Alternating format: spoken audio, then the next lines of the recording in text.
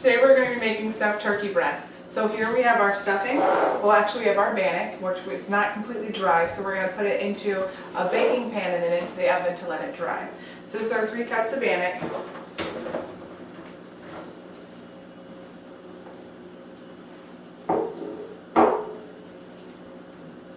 We're just going to spread that out to let air circulate.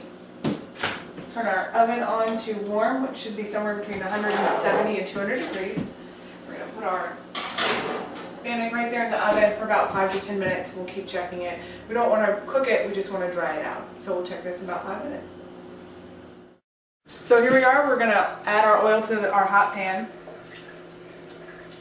We're going to give that a couple seconds to heat up.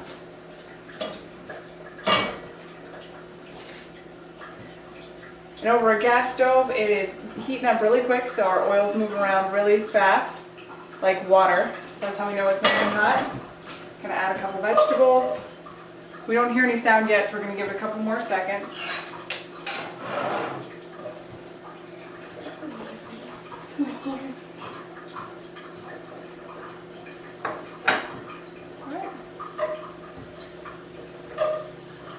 Now it's starting to talk to us, so it's hot enough, so we're going to add all of our vegetables. So we've got mushrooms and onions, celery, and carrots.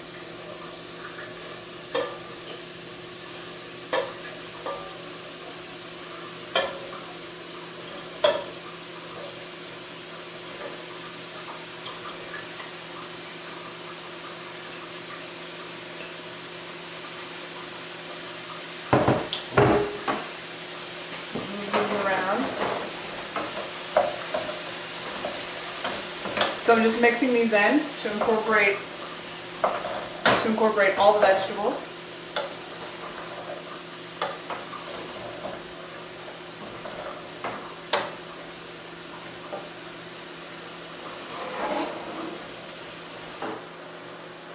So we're going to cook these until tender. First we're going to add our salt. Cook these until tender. It'll take about 5 or 10 minutes. Alright, so we're going to check on our bannock. It should be dry by now.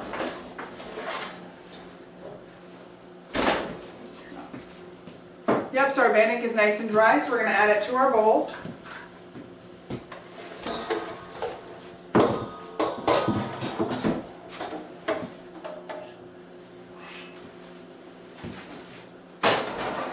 Okay. And our vegetables, we've cooked them until tender.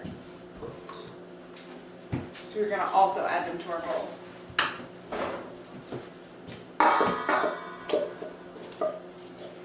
We're going to let some of the juices that have come out of the vegetables rehydrate the bread a little bit. And we're also going to add the stock in a couple minutes to rehydrate the bread as well, or the bannock.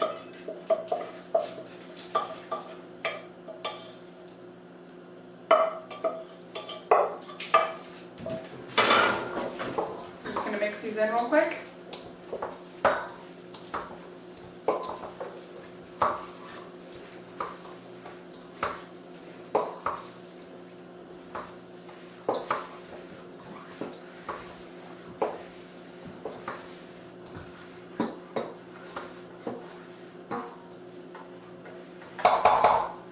These are all mixed together. We'll go ahead and add our stuff.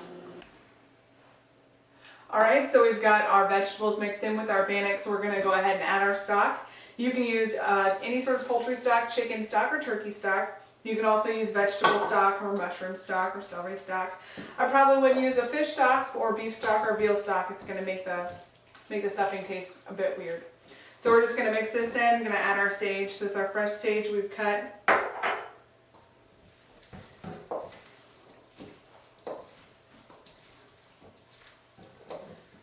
Those are all mixed in nice. We're going to put this to the side and let this soak up for the next 10 minutes or so while we work on our turkey. So here we have our turkey breast, and we're going to need to kind of make it even. So we're going to open it up a little bit more by cutting some of these thicker pieces into thinner pieces and open it up like a book. So we've got a middle divide here. We're going to take our knife and we're going to cut this piece, which is a bit thicker, so it opens a little bit more. So we're going to stick our knife in to the meat and go about halfway down. There we And we're going to cut until it's about 3/4 of an inch away from the edge, so that again it'll open up and it'll still be part of the turkey breast, but then it'll be more even. Okay, we're getting close. So then it's just going to open up like a book. If it doesn't sit down perfect the first time, go ahead and just kind of give it a few more cuts. Let it sit down. And don't worry about it too much if the rest of this is a little bit uneven. We're going to handle that in a second. We're going to do the same thing to this side, so I'm just going to stick my knife in about halfway.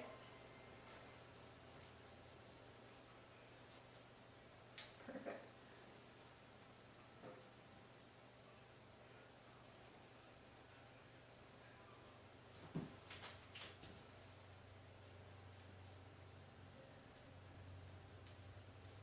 Perfect.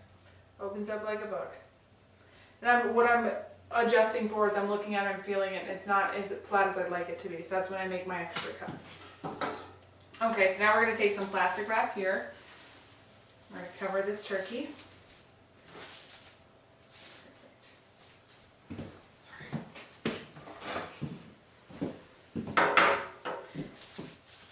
And we're going to use the flat side of this mallet to make our turkey uniformly thick. If you don't have a mallet, that's okay. You can use a rolling pin. You can even use maybe a skillet that's not hot and doesn't have anything in it. Something to keep in mind is whenever you've chosen something to pound the turkey with, you're going to choose something that can't shatter, so you don't want to use glass, that it doesn't have a loose handle so that it's going to fly off. You want to be safe and practical. Again, you want to wash it, make sure everything's clean. Ideally, if you have a meat mallet, that'd be ideal. So again, this flat side, we're not going to use the beveled side. The reason for that is because we're not exactly tenderizing the meat, and the turkey is already pretty tender as is. And so this would make more of a mess and pulverize it and go in the wrong direction. But this is great for tougher meats such as red meats and pork and beef, game meats, things along those lines if you want to tenderize those. So again, flat side today. I'm just going to pound it.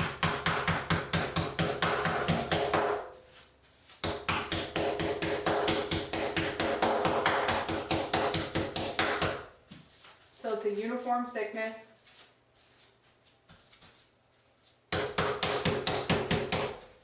And again, I'm not wailing on it, making nice taps so that I can control the amount of thickness, or that I can control the overall thickness and thinness that I'm trying to achieve here by steadily working that way rather than just wailing away on it and having thinner parts and thicker parts. Hold on. Why are you pounding it to make it evenly thick? You haven't told us that yet. Oh, that's a good point. Okay. Thank you.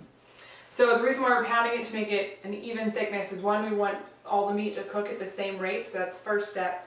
The next step is it's also giving us a little bit more surface area to cover the stuffing, which we're going to be putting in the middle with.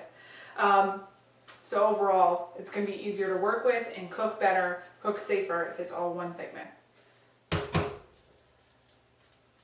So I'm just feeling around to see where's the thick parts, where are the thin parts. There are going to be some parts that are going to be just thinner than I want the whole entire thing to be, and I'm just going to leave those alone. And I'm just checking both sides to make sure that it's a uniform thickness as close as it can be throughout.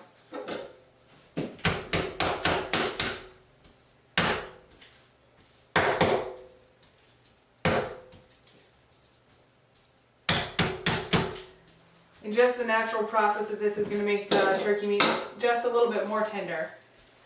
But yeah, okay, there we go.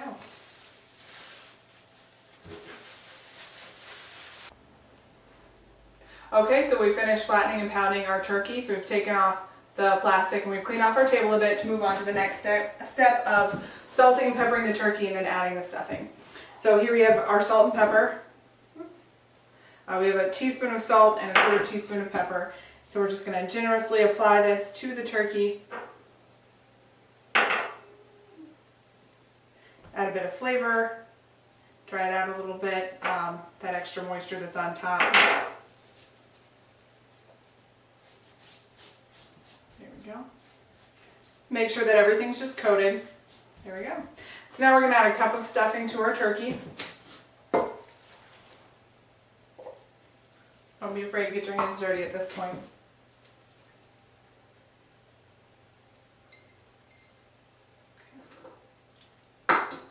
So what I've done is I've pushed the turkey breast together a little bit. There was a gap, so I'm going to take the stuffing and I'm going to spread it out, and I'm going to make sure that there's about a 3/4 inch border all the way around, and that's going to give us extra space to roll the turkey, and also as the turkey cooks, it's going to shrink a little bit. And again, having a measured amount of stuffing and a designated time to cook ensures that everything gets cooked up to the right temperature. Sometimes if you have too much stuffing in a dish, then sometimes that stuffing doesn't cook all the way through.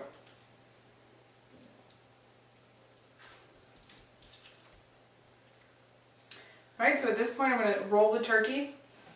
I'm just going to turn it this way, roll from one end to the other.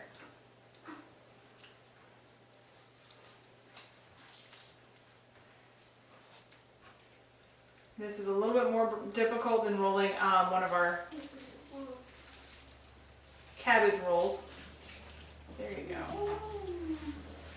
Alright, some stuffing might fall out, that's fine. We have more than enough stuffing that we actually need for the turkey, and we're going to cook that off separately.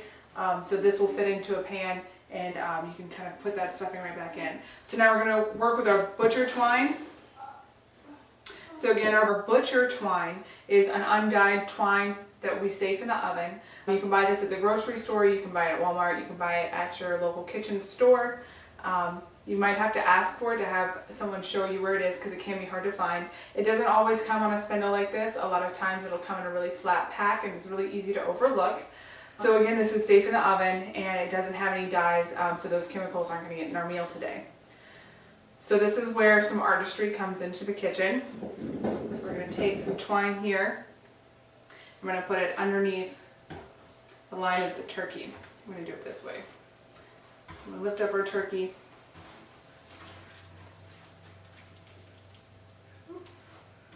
Just a little bit.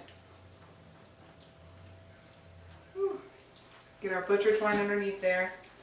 Stick that piece of stuffing back in. Alright. Going to bring our butcher twine across the top of the turkey and make it kind of taut but not super tight. And this is going to hold our turkey together. So I'm going to make one quick knot here. If you're a sailor, you might know more knots than I do. So I'm just going to almost tie my shoes, just make it what's called a square knot, I think. There we go.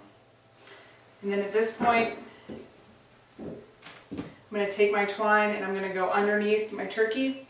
And I'm going to try to make these rings with my twine. And I'm going to try to make them about 1 inch apart. And that'll, one, when the turkey's all done, it'll help me with cutting to the right portion. Two, it'll just, having those increments will keep our turkey in all together. If you're having trouble making it 1 inch apart, that's fine. Just make sure that your turkey stays together. So at this point, I'm going to take my twine and I've wrapped it underneath the turkey. And I'm going to take it and I'm going to wrap it underneath this middle line. Now I'm going to have kind of a U-shaped here. I'm going to take my twine again. I'm going to measure out how much I think I'm going to need. And I'm going to cut it. Bring it all the way under. We're going to bring our twine through. We're going to take it back under. It's going to get a little messy. It's just the way that it goes.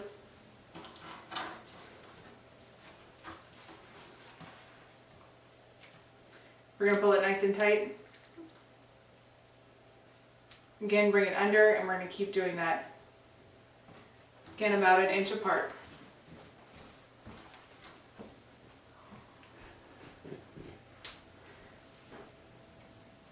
And at this point, I'm going to actually take it underneath the middle twine and put it back around it and take it back again. That's just going to kind of secure that line in place so that it doesn't move as you move it into the pan.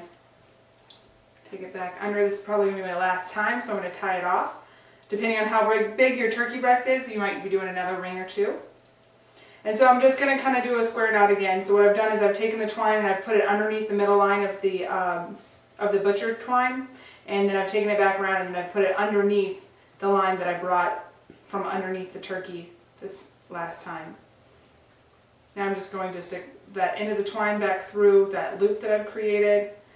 Just pull that nice and tight. Again, you can use whatever knots you want as long as they're not going to split. And then I'm just going to do that one more time just to make sure that everything stays there. And then I'm just going to cut this. So this looks really neat. Not the prettiest one I've probably ever seen, but it's really neat. This is that middle line of the breast. We were trying really hard not to cut through the meat, and this is the reason why. There is going to be some stuffing that's going to kind of try to protrude, but you can always just turn that so that it's the bottom. So at this point, we're going to put it in our baking dish. We're going to put it in our oven at 375 degrees. We're going to take the rest of our stuffing and put it on a separate baking dish and cook them both off. We're going to cook this We're going to cook this stuffed turkey breast for 40 to 50 minutes. Each time we're going to check the internal temperature whenever we think that it's close to getting done and make sure that it's up to right around 160 degrees Fahrenheit.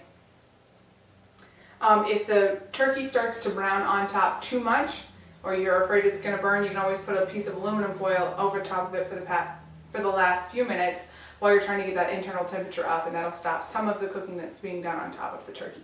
So we're going to go ahead and put it in our pan and put it in the oven. So we've got this in our baking dish. We've already got our oven preheated to 375. Just going to put it right on it. And the stuffing can fit right underneath. Close up, and we'll check it in about 40 minutes. Our turkey is rested, and now we're going to go ahead and plate it up. So we're just going to go ahead and move some of the string out of the way. Got this random piece of string here. And I'm just going to cut down into the turkey. And in from the side. And I'm going to just cut right through that twine. That way it holds everything together. And look at that. We've got this beautiful spiral of stuffing. Go ahead and just put that right on the plate. So take this piece of twine out. Don't forget to take the twine out before you serve it. Cut to the side. Go ahead and cut another piece.